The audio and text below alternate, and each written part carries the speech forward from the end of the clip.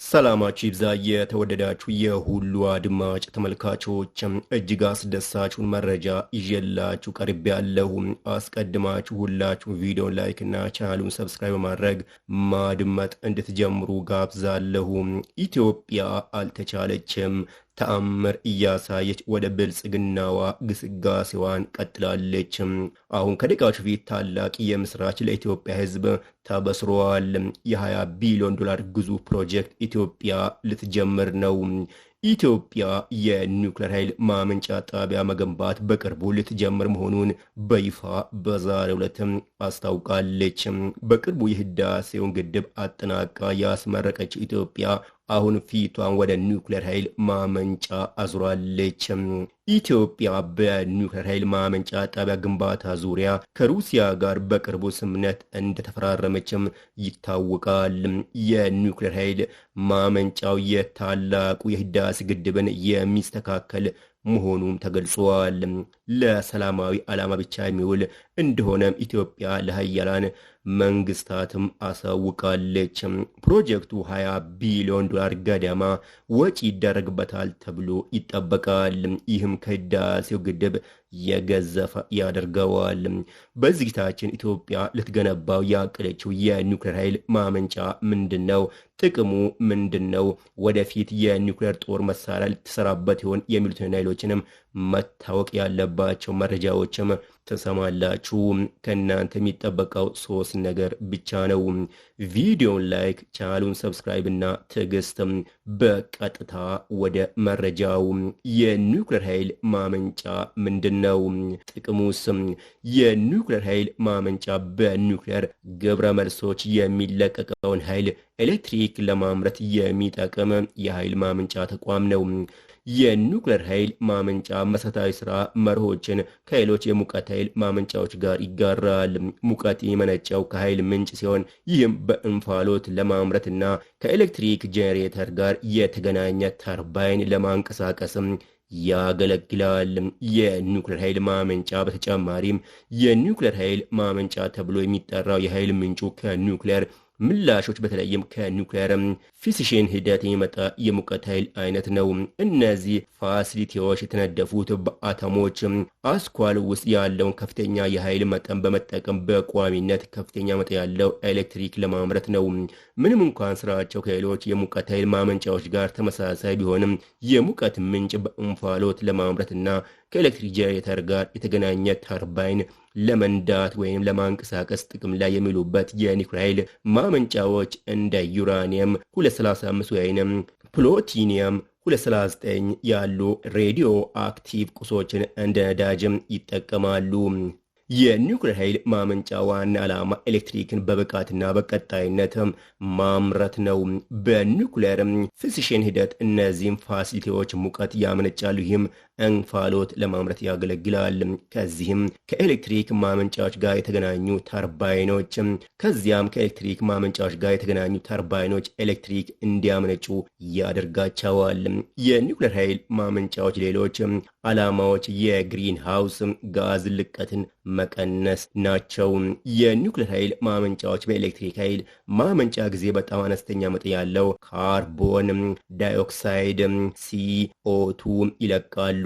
እንደ ከሰልና የተፈጥሮ ጋዝ ያሉት ከሚያቃጥሉ የኃይል ማመንጫዎች ጋር ሲነጻጸር አነስተኛ ነው።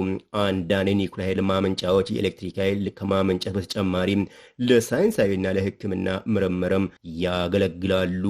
ለምሳሌ በሕክምና ውስጥ በሽታዎችን ለመርመርና ለማከም እንዲሁም በኒውክሌር ፊዚክስ ላይ ምርመራ ለማድረግ የሚያገለግሉ ራዲዮ አክቲቭ አይሶቶፖችን ያመርታሉ። ኢትዮጵያ ከጥቂት ወራት በኋላ የኒውክሌር ኃይል ማመንጫ ግንባታ እንደምትጀምር ጠቅላይ ሚኒስትር ዶክተር አብይ አህመድ በቅርቡ መናገራቸውም ይታወቃል። የኃይል ማመንጫው የታላቅ ህዳሴ ግድብን የሚስተካከል ነው ያሉት ጠቅላይ ሚኒስትሩ ለሰላማዊ ዓላማ ብቻ የሚውል መሆኑንም ለሀያላን መንግስታት ኢትዮጵያ አሳውቃለች። ጠቅላይ ሚኒስትር ዶክተር አብይ አህመድ ይህንን ያሉት መንግስታቸው የሚቀጥሉት 6 ዓመታት ሊሰራቸው ያቀዳቸው የ30 ቢሊዮን ዶላር የሚጠይቁ ግዙፍ ፕሮጀክቶች ይፋ ባደረጉበት ወቅት መሆኑ ተዘግቧል። የሀገር ውስጥ መገናኛ ብዙሃን የኢኖቬሽን እና ቴክኖሎጂ ሚኒስቴር ባለስልጣናት ዋቢ አድርገው ኢትዮጵያ በሁለት ምዕራፍ የተከፈለ የኒውክሌር ኃይል ማዕከልና ማብለያ ጣቢያ ልትገነባ መሆኑን ዘግበዋል። ለግብርናና ለጤና ዘርፎች ይሆናል የተባለው የኒውክሌር ኃይል ማመንጫ ለመገንባት ተጨባጭ እርምጃዎች ተወስደው የነበረ ቢሆንም በ2012 ዓ.ም ኢትዮጵያና ሩሲያ ኒውክሌር ስምምነትንም ተፈራርመዋል። የዚህ ስምምነት ቀጣይ አካል ነው የተባለ የኒውክሌር ፍኖተ ካርታ የኢኖቬሽን እና ቴክኖሎጂ ሚኒስትር ዶክተር በለጠ ሞላና የሩሲያ አቶሚክ ኃይል ኮርፖሬሽን ሮስቶም በ2015 ዓ.ም ሁለተኛውን ፍኖተ ካርታ ደግሞ በ2017 ዓ.ም መፈራረማቸው ይታወቃል።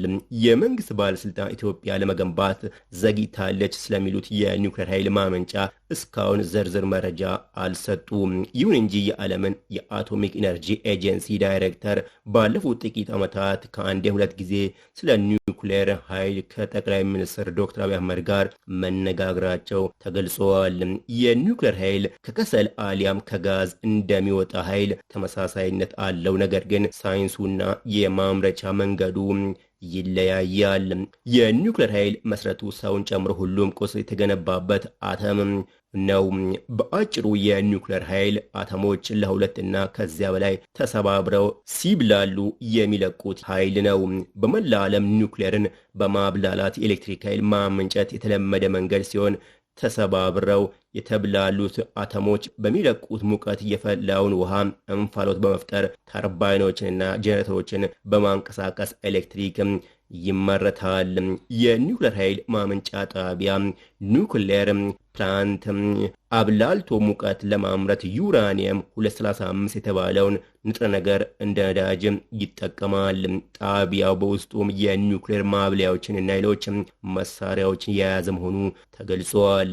ከዓለም ከፍተኛ ኒውክሌር ኃይል በማምረት ቀዳሚ ሀገር አሜሪካ ስትሆን የኒውክሌር ኃይል ከአጠቃላይ የኃይል አቅርቦቷ 19 በመቶውን እንደሚሸፍንም አልጄዚራ ዘግበዋል። ፈረንሳይ ከቻይና መቀጠል የዓለም ሶስተኛ ከፍተኛ ኒውክሌር ኃይል አምራች ስትሆን ከአጠቃላይ የኃይል አቅርቦቷ 67 በመቶ በላይ ኃይሏን ከኒውክሌር ኃይል በማግኘትም ቀዳሚ ሀገር መሆኗ ተገልጿል። ከአቶሚክ ኃይል ኤጀንሲ የተገኘ መረጃ እንደሚያሳየው ደግሞ 33 የሚሆኑ ሀገራት የኒውክሌር ኃይል ማመንጫ አላቸው። የኒውክሌር ኃይል ስምምነት ከኢትዮጵያ ጋር የተፈራረመችው ሩሲያ የዓለም አራተኛ ኒውክሌር ኃይል አምራች ሀገር ስትሆን 26 ማብለያ ጣቢያዎችም አሏት። ከ70% በላይ የሚሆነው የዓለም የኒውክሌር ኃይል የሚመነጨው በ5 ሀገራት ውስጥ መሆኑ ተገልጿል። ከዓለም ዝቅተኛ የኃይል አቅርቦት ያላት አህጉር አፍሪካ ክፍተቱን ለመሙላት ወደ ኒውክሌር ኃይል እየተራመደች ትመስላለች። ደቡብ አፍሪካ የአህጉሪቱ የመጀመሪያው የኒውክሌር ኃይል ማመንጫ ያላት ሀገር ስትሆን 2 ጣቢያዎች አሏት ሲል ቢቢሲ ዘግቧል። ግብፅ ሁለተኛዋ የኒውክሌር ኃይል ማመንጫ ጣቢያ ያላት ሀገር ለመሆን ተቃርባለች። በሜዲትራኒያን ባህር አቅራቢያ ኤልዳባ በተባለ አካባቢ 4.8 ጊጋዋት የሚያመነጭ የኒውክሌር ኃይል ማመንጫ ጣቢያ እየገነባች ነው። የኒውክሌር ጣቢያ ለመገንባት ከኢትዮጵያ ጋር የተፈራረመው የሩሲያው መንግስታዊ ድርጅት ሮስቶም ግንባታውን እያካሄደ ሲሆን ጣቢያውን ለ10 ዓመታት እንደሚያስተዳድርም ዘገባዎች ያመላክታሉ። በአፍሪካ እያደገ ያለ የሩሲያ ተሳትፎ በርካታ ሀገራት የኒውክሌር ኃይል ማመንጫዎችን ለመገንባት ዝንባሌ እንዲያደርጉም እያደረጋቸው ይገኛል። የሩሲያ አቶሚክ ኃይል ኮርፖሬሽን ሮስቶም በቅርብ ዓመታት ለናይጄሪያና ለሱዳን ኒውክሌር ኃይል ልማት እቅድ መንደፉም ተገልጿል። በቅርቡ የኢትዮጵያ የኒውክሌር ኃይል ማመንጫ ጣቢያም ግንባታ እንደሚጀምር ይጠበቃል።